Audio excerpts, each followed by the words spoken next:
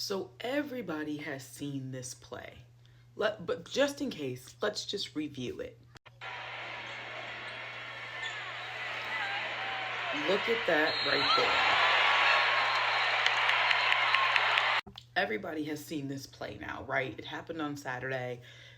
It's the middle of the week. Everybody's been talking about it. I am so sick of the race baiting when it comes to Angel Reese and Caitlin Clark. First and foremost, I'm just going to say that was not a flagrant foul. It was a foul. It should have been an on-the-ball foul. Absolutely. For anybody who knows basketball, Caitlin Clark was fouling Angel Reese because instead of an easy two-point conversion, she was going to make Angel Reese earn that at the free throw line.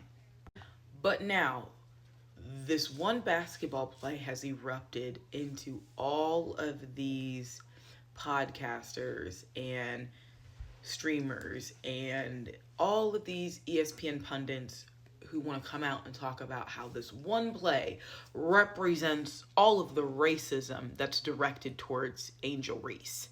How with this one play, Angel Reese is once again somebody who's fighting for her reputation, whereas Caitlin Clark is just somebody who gets to be someone who gets to walk away with ease from this altercation. And this is where I call cap. This is where I say this is all BS from Angel Reese.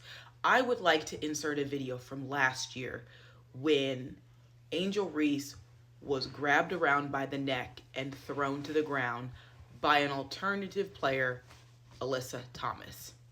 Like you said, could potentially be an upgrade on that sequence there. Well, you see Angel Reese trying to... This was last year. Alyssa Thomas grabbed Angel Reese around her neck and threw her to the ground. A move that had nothing to do with Alyssa Thomas going towards the basketball. At that same game, afterwards, there was a press conference. Let's listen to how Angel Reese reacted to Alyssa Thomas when she was asked about this specific foul. It would be nice to meet or lay down because I'm Angel Reese or because I'm a rookie. Thank you, AT, for sending the message to me because I got back up and I kept going. So in the press conference following this game, after Alyssa Thomas was ejected, as she should have been, Angel Reese gets up at the podium and says, "Thank you, Alyssa Thomas, for this hard foul because this is what you're supposed to do. You're not supposed to take it easy on me as a rookie." And this is why I say I don't care about this race baiting victim narrative from Angel Reese. Because if you were truly a sports fan, if you care about the game of sports, if you care about the game of basketball, you understand that the foul that Caitlin Clark did to Angel Reese, wrapping her up around the basket, was just to stop her from getting an easy 2 points in a bucket. Angel Reese is not the victim here. As you clearly see, last year, Angel Reese knows exactly what she's doing. She understands the clout chasing clicks, the moments of virality that are going to come, the people coming out of the woodwork, coming to defend her, if she jumps up and cries these crocodile tears when it comes to her play against Caitlin Clark. Anybody with eyes can see that the foul that Alyssa Thomas did on Angel Reese last year was way worse than this little tidbit foul that Caitlin Clark did against Angel Reese in this game.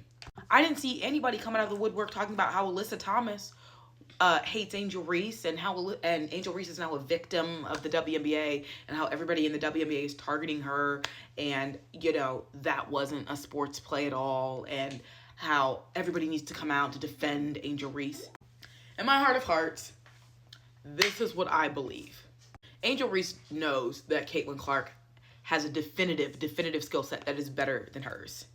However, I don't believe that Angel Reese thought that the difference and the high value of play that was going to separate Caitlin Clark from Angel Reese, I don't believe Angel Reese thought it was going to happen this fast.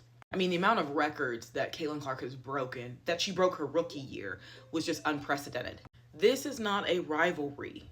The Indiana Fever have schooled the Chicago Sky in just about every single game that they've played last year and this year.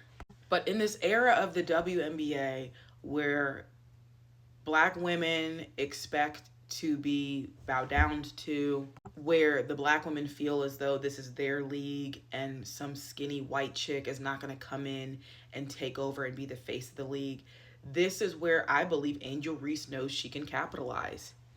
And in my opinion, she's chasing this narrative to the bank. Angel Reese knows every single time there's a confrontation with Caitlin Clark, it's going to go viral. Angel Reese knows every single time it looks like there's any sort of altercation or any sort of foul that could be misconstrued, that could be taken out of context. Angel Reese is not stupid. Angel Reese knows that there would have been no clicks, zero people coming out of the woodwork talking about her and Alyssa Thomas from last year, and there wasn't. That's why Angel Reese got on the podium and said what she said. Thank you so much, Alyssa Thomas, for fouling me and letting me know, like, don't take it easy on me. I'm Angel Reese. But when it comes to Caitlin Clark, Angel Reese knows she doesn't have the skill set to be able to have her game make a name for herself against Caitlin Clark. Caitlin Clark is light years of playing styles away from Angel Reese. Angel Reese just doesn't have the skill set and the game to compete with the Caitlin Clark on the court. And so Angel Reese has to take it off the court. Angel Reese has to make it about race. And because this country is so divided, and sports is one of the last things that we have, the last things where it truly is just about who is better. No one in their right mind would sit up and say that Draymond Green is better than Steph Curry. Draymond Green may foul hard, Draymond Green may talk smack, Draymond Green may jump up and act like he's about to fight somebody, but no one is going to say that he's better than Steph Curry. Steph Curry's level of skill set is on a different planet than Draymond Green's. And that's the way it is for actual people who love sports and watch sports who don't care about race.